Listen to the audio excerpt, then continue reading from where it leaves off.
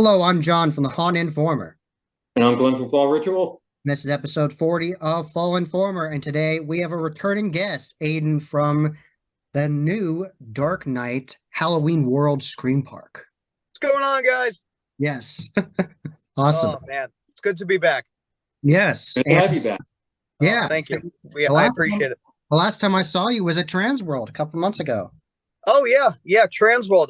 That happened right pretty much as I was moving out of Pennsylvania back to Long Island. So I was still kind of in like move mode. But like I'm glad I kind of got that reprieve.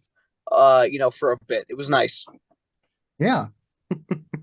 And we were talking before we started recording about different stuff we got. What do you end up getting that At Transworld, yeah. I don't want to talk about all of it, but Okay, I you don't will have say to. we got pretty much entire new attractions for this year at Transworld. Wow. So I'll kind of leave that vague. We'll be announcing them kind of, as we get close to the season, but a Okay. lot of really cool things are going on. A lot of cool new additions for this year. This is going to be our third year at Dark Knight Halloween World. The first year we called it Dark Knight Halloween Trail.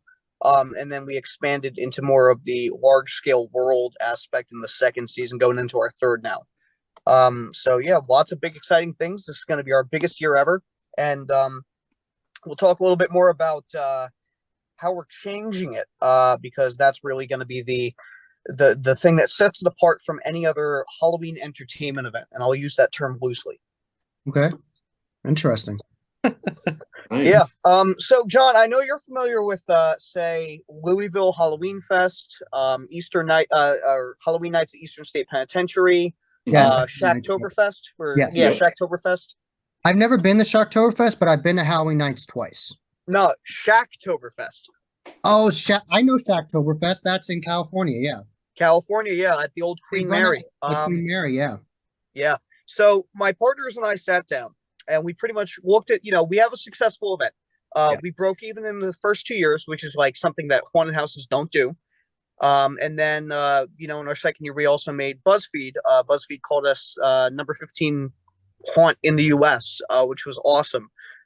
So, we're obviously doing something right, but Mhm. how can we do it better? And how can we make it different? So the Screampark is still very much the anchor of the event. All the different haunted attractions and everything we have, the mazes, the scare zones, but it can be so much more than that. Okay. And we're transforming it not just from a haunted house to a scream park, but from a scream park to a full-on Halloween event, a full-on Halloween festival, if you will. It's almost like a haunted Halloween city. Okay. Yeah. We That's have cool. our friends at the Perks department, Hugo and them. They are setting up something called the Bizarre Bazaar, and it is a DIY horror punk flea market. Hmm. So you're gonna have lots of shopping opportunities, small vendors and stuff. We also have been teasing that we are introducing a new pop-up horror 80s retro darkade this year. So lots of 80s, horror-themed pinball machines and stuff like that. And we have so much to announce in the next couple of months. People are going to want to tune in and listen. Follow us on our Facebook pages, because the amount of news that we're dropping this year and the amount of stuff we're adding, it's truly mind-boggling. And we are so excited for this year. Wonderful. That's awesome. Yeah. So the whole thing's going to be like a giant, like not just like a like a big festival almost, and like a Pretty big, much, yeah. I mean, you come for the haunt, but then you stay for hours afterward, going through like everything else, and just having the Halloween experience on Long Island. This is Long Island's only true real Halloween event or Halloween festival. That's awesome. It sounds amazing. Sounds like you don't just go for one thing. You go for The whole feel. a whole Yeah, event. we're trying to make it, so where people could attend multiple dates, and we really want that because we're going to be having different events on each night too. For Nice. example, something interesting for Halloween. We're partnering with local movies that are coming out, and IPs and stuff like that. And we are actually doing a lot to promote them as well. There's going to be some aspects of the event that are themed to different movies coming out, and those are officially licensed, by the way. So we'll be having different events each night. There's going to be something new to scream at Dark Knight every single night that you come. That's awesome. So Yeah. it's not just like a whole year, like you're changing it every year. You're literally changing it night after night of like a different theme. I mean, Long Island, I previously worked in the Midwest and, in Pennsylvania. for many years. And, haunts out there in more rural areas of the country have the added benefit of being able to, say, own the location or have a long-term agreement with the location they're at. And we do too, but the issue, especially with Long Island and our given scenario, you're not going to find a whole lot of haunts out here on the island which have year-round setups, save for like Bayville Screampark, for example. That's pretty much the only actual haunted house out here that does that. Okay. Everyone else, you can't own your location out here and make it work. It's just too expensive to acquire that property permanently. So haunted houses are more of a seasonal thing out here on Long Island. And especially with us, we're at a amphitheater, the Catholic Health Amphitheater at Bald Hill in Farmingville. And it's their naming rights season. This is going to be one of the most packed concert seasons they've ever had that I've seen. Their summer concert series is insane. And it's so insane that it's extending into the fall. And we tried, but we're really not able to do stuff throughout the year, in terms of Dark Knight. But what we're doing now is we're partnering with different companies, and different brands, different locations, and we are going to try to start introducing year-round horror events at different locations, different pop-ups and stuff like that. So there is that demand on Long Island, and we want to fill that. It's just no one realistically can. So you have to find the kind of way around the back door to do it. Okay. Yeah. Nice. So it's an interesting challenge, because it's like I've gotten so used to, hey, we can leave the haunted house up year round and stuff like that, to, okay, everything's got to be modular now. And we just had to move into a new 3,000 square foot warehouse and offices to start pre-building everything, because it's going to have to go up like puzzle pieces. That's just the only way we can pull it off this year. So an interesting challenge for sure, but we're stepping up to the plate. Nice. Yeah. It sounds awesome. It sounds like just a fun night, just, and not just like, oh, I've seen this tonight, and then get people back multiple nights and see what you guys got. I actually got a question for you about last year's theme stuff. Well, you had like a 90s theme, which is amazing. Yeah. I mean, everything, our first year was like definitely completely 90s, but every year we've tried since then to kind of have more of a balance between 80s and 90s nostalgia. And it's a pretty good balance, but you're going to find both 80s and 90s references all throughout our show. Who dressed up as the Mighty Duck? That was our killer quacker. So we had a custom Jason Voorhees mask made in the shape of the Mighty Ducks mask. That's amazing. Yeah. That looked pretty awesome. And another theme that you did, I'm very curious how this came about and how you even do it. You did the band Kill Your Idols, the punk band you did like theme nights where like you had their music playing as you walk through. Like how did that come about? Well, the whole haunted house, the whole attraction, and just the whole event in general, we're very punk haunted house. It in the way that we do things, in our mindset, but also in our music taste. There's a lot of horror punk you're going to hear. There's going to be some synth wave and things like that, and some retro throwback, vintage sounding Halloween music. But there is a heavy emphasis on punk in our soundtracks, and we have a lot of connections with a lot of local punk bands around here on the East Coast. So, bands like Energy from Massachusetts, their EP Children of the Night is one of my favorites. We partner with Energy and we played their music. We partner with Kill Your Idols. And we're going to be doing that with a couple more bands this year, as well as my own band, Scarlet Overdrive. We're currently doing a theme song for Dark Knight, because how can you get more 80s than that? A theme song for a haunted attraction. So yeah, Jerry Vane and us, we're working on the theme song, and it's very 80s. So we're going to be introducing a lot of like original music and stuff like that. I have the idea that I want to release an actual EP to promote the haunt with the music that's going to be written for it. So we'll see if that can come to fruition. But if not, we're going to be releasing that single this year. That's awesome. Wonderful. Yeah. So something I definitely want to talk to you about is I've seen on your social media that you've done mobile photo ops, potential photo ops with people, like with the cat killer, like with like the evil ghost faced cat. You've done the photo ops with Krampus. Like, tell me about how you're able to pull that off.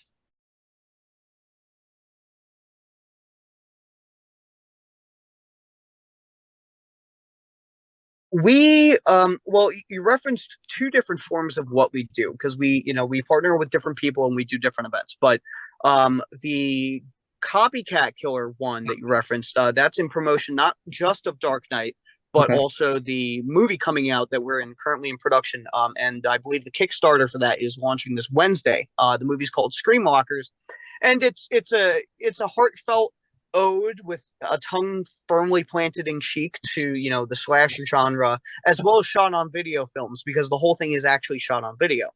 And it combines Ghostface and Scream and things like that with a humorous approach to, say, Stephen King's Sleepwalkers, which is about cat people. There was a 90s convention that was happening at a local dead mall that's now being converted into a art space. Okay. So we set up there and we took our giant 6 foot tall inflatable Michael Myers. But we also set up a couple photo ops where you could get your photo taken with the copycat killer. So that was mainly to promote those things. Keep your eyes out for everything Screamwalkers. We got a lot of stuff coming out this year. But the Krampus, we have a very good friend who owns a business called Paper Doll Curiosity Shop, and she also has a vintage boutique in another town on Long Island. But she's been offering different photo experiences for a long time. We've always had a good relationship with her, so we've started working together to kind of introduce some more characters and some more things we can do year round. It's a private photo session. I actually got to model there a couple of nights as one of the monsters, Okay. and Nice. people brought their dogs in, so I got to take pictures with dogs on my lap when I was wearing the Frank the Bunny costume from Donnie Darko. So we have some immersive photo experiences that we do as well called Eye for Horror, and these things are almost an extreme haunt that you get lots and lots of photo evidence of. It's basically you playing the part of the victim in the Saw franchise, or however you want to see it. But Okay. they're immersive experiences. They follow a storyline. They're all very safe, and we make sure there's lots of safety plans in place. But they are very intense. So I don't know if it's something you would want to do per se. I wouldn't sign up for it, but there's a lot of people who like stuff like that, so we fill the demand. Yeah, I'm more of a traditional haunt that has some touching in it. That's more my style. Exactly. You might not even survive things we've done called Dead of Night, which is one of the East Coast's first real extreme haunts. We've worked with Russ McCamey in the past on Dead of Night experiences. Again, I went to one and I would never go through another, but they are fun to put on, and there's a lot of people who do like them. So who knows? Maybe we'll see some Dead of Night stuff coming back. I did Extreme Blackout at Phyllis Screams years ago and survived, so You did, and that one they go pretty hard there too. so Yeah. Oh man, good times, good memories. So yeah. hopefully that can continue. Yes, Man, yes. so you are one busy individual of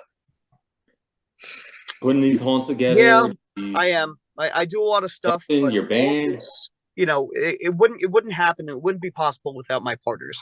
I have Marty, who is the guy who pretty much was one of the original co-founders of Blood Manor, which is now in NYC. The man founded Long Island Fear Fest, Halls of Terror at Fun Spot, Chamber of Horrors New York, Fear Manor in Queens, and now I'm lucky enough to have him as one of my partners here.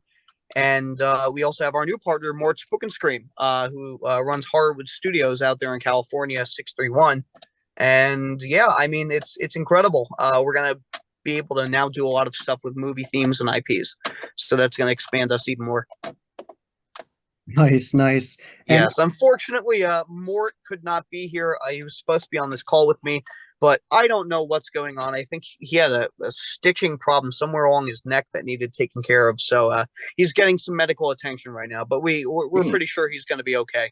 good. If people want a closer look at Mort's Spook and Scream, they can also tune into the Haunt Life Tonight episode we just did with Reaper's Revenge. Mort was actually on there with me, and it was a Okay. very interesting interview, to say the least. I'd expect it from Todd and Kelly. Yeah, Yeah, expect nothing else from them. nothing else. Looking forward to see that. Yeah, right. Yeah. Hey, can we just talk about the fact that a large-scale haunt convention is now coming to the East Coast? East Coast, East Coast Haunters Convention. literally, Yes, East Coast, baby. Taking over literally. the reins, the spot that used to be filled by National Haunters Convention. This one is officially produced by Transworld Shows, and I am excited. Yes. Literally 10 minutes from my house. What are you kidding me?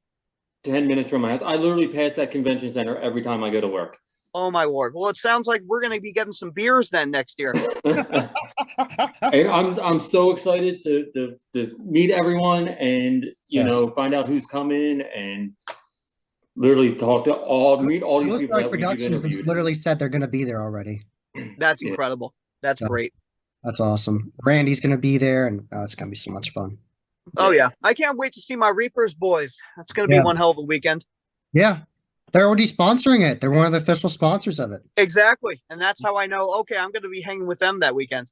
Yeah. Yeah. So let's see if this thing has the I don't know if you guys went to any of the Midwest trade shows that happened right around the time that Transworld bought it or before the time, but there was this atmosphere that just isn't there now, and it's not a a bad thing about Midwest. It just it disappeared, especially when it moved from Columbus. Okay. But I'm hoping this show might be able to bring back some of that atmosphere because the whole thing just felt like a Halloween party all weekend. It was great. Okay. I've been to the Midwest Haunters Convention multiple times, and I enjoyed it. So, have you been? Did you go to? It was still in Columbus. no, I never went to the Columbus one. I went to the one in Illinois.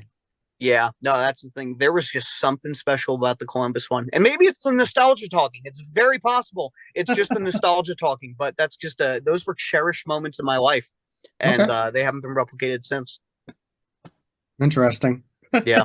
I imagine it's going to be like a giant, like those like have you ever been to like Chiller Theater or Monster Mania? Like a big giant like part, like a whole weekend where just everyone, I want to go to Horror Hound. Horror Hound's still on my list of horror conventions to go to. Is that the one out in Ohio? I believe horror. I don't know if it's Ohio or Kentucky. Something's telling me it's Kentucky. I think they moved. That could be. Ohio, Kentucky, they're the same. Yeah, pretty much. Yeah, Ohio and Kentucky. Yeah, even West Virginia. You get to a certain part of West Virginia, it's basically Ohio. Yeah, man. But no, I'm excited to see how big this is going to be and who's all going to be there. Yes. How far people. Well, hey, we all know that at least we are. Yes. Yeah. We'll be there. Man. Representing. Yeah, we're gonna bring the crew and probably show some younger haunters around, see what's going on, show them their first real taste in the industry. Because that's the thing, Long Island especially, a lot of the haunters out here just don't go to Transworld, and they a lot of them do, but there's a lot of them that just do this on the side, as a seasonal thing, and it's like they really don't know the extent of the industry. So I love being able to show people that. Yeah. Because Transworld's great to open people's eyes to escape rooms and Christmas and all that stuff. Oh, yeah. And there's so much enveloped into the world now. It's so interconnected. It's interesting. Yes. Yes, it is. Yeah. What's the competition like out there on like Long Island? Like, I know you said you're like one of the ones doing this big festival thing, but like, is there a lot? There is it's very saturated. It's almost oversaturated. Pennsylvania, at least you had like 40 minutes between each haunt. Here, you're lucky if you get 20. I mean, you could come out here for a weekend and hit almost all of them because they're just so many together in one area. Wow. Yeah. Hey, Long Island haunt trip. It's worth it, man. Come out here. Yeah, I would love to. I would love to go over those bridges. See what New York's got to offer on the haunted attraction front. They have some of the best modular shows in the industry because they're so concentrated at this point. Okay. Now, I'm curious, you did a really fun partnership with a milkshake company with like cereal last year for Haunted Hills Estate. That was awesome. Are you going to try to do something in New York that's like that? Oh, I already have many of those in the works. Oh, awesome. So expect a whole lot of cross promotion this year. There's going to be a lot of branding efforts and a lot of drops coming out. But because, that's just what I do. That's my talent is I can make these cool things happen. And I'm putting that into full force this year. Long Island has a lot of interesting businesses out of here. Independently owned, mom and pop, and then some smaller chains that are really down to do some cool stuff. It turns out. So keep your eyes peeled. Yeah. Awesome. So talking about what you like, I wanted to ask you, like, what would you say is like your favorite piece of merchandise from Halloween 3 you own? Oh man, my favorite piece of merchandise. I will say I've been eyeing up that wallet since he got it. I mean, Yeah, I you got it. you Yeah, can't beat the masks. I got it. Oh yeah, look at that thing. That's sexy. I wouldn't even want to put stuff in there. Come on, it's great. God. I've got the shirt on too. Oh my man, you know what's up. You know what's up. I mean, I always got the Yeah, the buttons on pins. me. Yeah, yeah. They're not in the right order, and I realize that. But and of course, I also have. Let me see if I can show this off without showing off my car. I got the It's an Irish pumpkin, so heavily influenced by Halloween 3. Okay. Interesting. Nice. Hmm. Oh, Halloween 3 weenie. I'll take it. All day long, man. It's a genius film. It really is. Any incorporations of the movie into a haunt that you would love to Oh, do? there's references to Halloween 3 pretty much in every single thing we do. Sometimes you have to just like look a little bit closer, but a lot of it has that heavy retro feeling with a lot of the synthwave that very much stems from the soundtrack that Alan Howarth and John Carpenter composed for Halloween 3. I mean, Halloween 3, it's easy to kind of take any haunted house inspiration from that, because the Halloween 3 is kind of like the most Halloweeny film of the Halloween franchise, and I feel like people are going to get angry at me for saying that, but no, I agree 100%. Oh yeah, because they yeah. actually have the mask with the company, and you go into the factory, they're making them, and yeah. Yeah, plus the inclusion of Samhain and the Celtic origins of The Halloween. original sacrifice, and Yeah. Exactly. That's what it all stems back to. Mhm. Like my people, the Irish people, we gave you guys Halloween. So that's what it happened. That's what it comes down to. So yeah, you're going to, if you really understand that film, there's going to be a lot of different areas of the event that you're going to see influence taken from that. Nice. Yeah. Do you have So any, just like, keep your eyes TVs? peeled. Do you have any TVs with like the flashing pumpkin? Oh, all over. I mean, last year we did like a short little motion graphic ad on social media to promote like our Halloween weekend, and Yeah. we took like hand drawn stuff from our promo art and put those as the heads in the TVs. Oh, nice. Nice. So yeah, we're always doing callbacks. We love Halloween 3. Yes. Yeah. Awesome. You do a lot of cool, like you said, obviously the punk band stuff has a big influence. You did an awesome like Circle Jerks themed T-shirt. Yes. So awesome. my partner at the time, you're gonna notice our storefront here. There's the Circle Jerks one, and then there's also a G.G. Allen reference shirt. Both of these are still available on our website right now. But again, that punk iconography, even some Misfits influence and stuff like that, it's all over what we do. It's a big part of our branding. But let's also just talk about a new piece of our branding that's coming out this year. Every single year, we have a custom poster, full movie-sized poster done for us by Mark Schoenbach from State of Start Designs. If you guys are familiar with Dance with the Dead, Mark does all of their album covers, including their most recent one. He has this great retro style, and he's done one every single year of Dark Knight to reflect the theme change. Okay. And we're getting another one of those beautiful bad boys this year. Wonderful. So keep your eyes peeled for the merch drop. Yes. Because I was looking at your social media for Dark Knight today, and I saw that if you bought merch one day, you actually got a ticket. So yep. We ran that as a sale, and we might be doing something similar. So keep your eyes peeled. Awesome. So I'm curious. You've been in the industry long enough that I think you would know what kind of effects you like in the industry. So, yes. So what kind of effects do you like incorporating into your events? Like, do you like moving floors? Do you like fog effects, smells, overhead scares? What kind of mix do you like putting in? I'm an atmosphere guy. My partner Marty is very much a scare guy, and I like scaring people as much as the next guy, but Marty has a talent for designing some really effective old school type of scares. I'm more of an atmosphere guy. I'm more of a tech guy. I want to build that atmosphere using the scents from Froggies and LED lighting, and using atmospheric fog and things like that. You know, really in-depth soundtracks with good sound systems. That's not like, hey, let's take something off of YouTube and just throw it here. Forest sounds. Yeah. Every soundtrack we have in our show is custom designed. Okay. Atmosphere and effects and animatronics and using technology to our advantage. That's my thing. Okay. That's what I'm into. That's what I really try to do to set us apart from others. Nice. Wonderful. Yeah.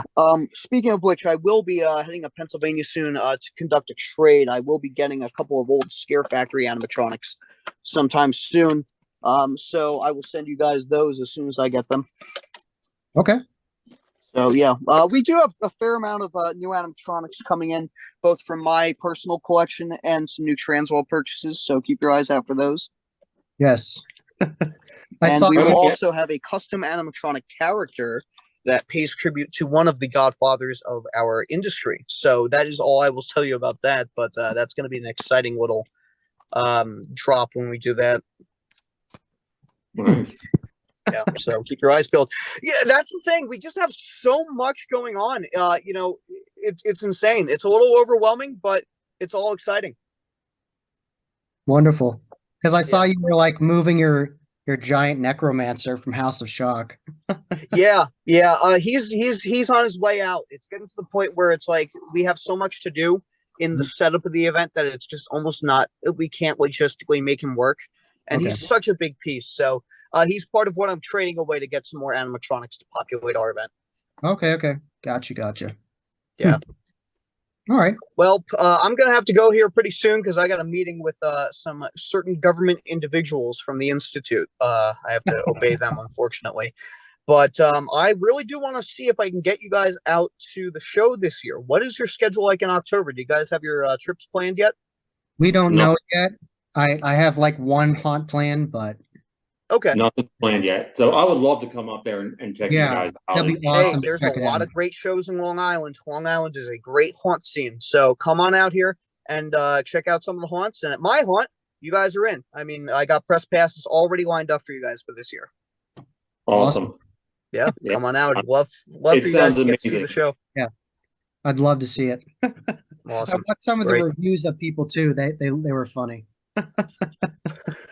Yeah, I mean, but those are the type of reviews you get for such a interesting show. Our shows is almost as humorous as it is, let's say, scary. You know, humor is a big part of it for me. But I think our reviews reflect that. I mean, we largely over the first 2 years we've done this haven't gotten more than say 2 or 3 negative reviews in the entire time.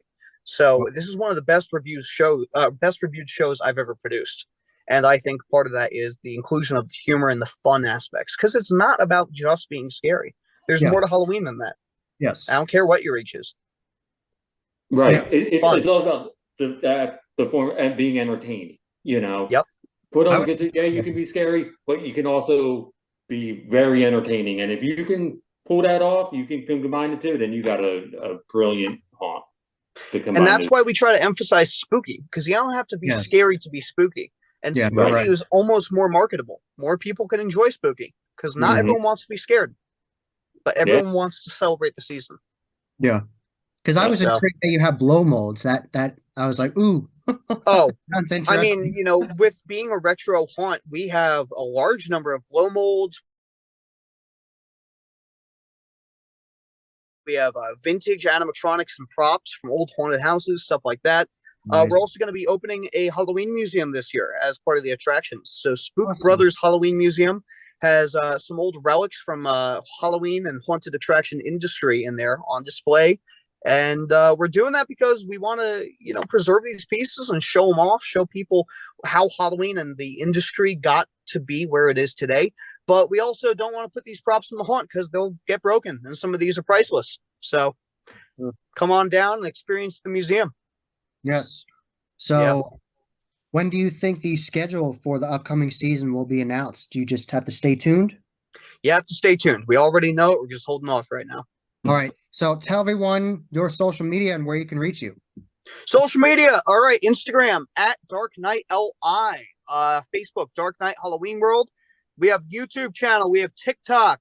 the whole 9 yards. Our website, darknightli.com. And then to see more of our events that we do with our umbrella company, check out darkworldeg.com. That's Dark World Entertainment Group. Okay, awesome. So, Awesome. I've been John from the Hot Informer, And I'm Glenn from Fall Ritual. and this has been episode 40 of Fall Informer, and definitely stay tuned. And until next time, happy hauntings. Cool. Stay spooky, guys. Yes.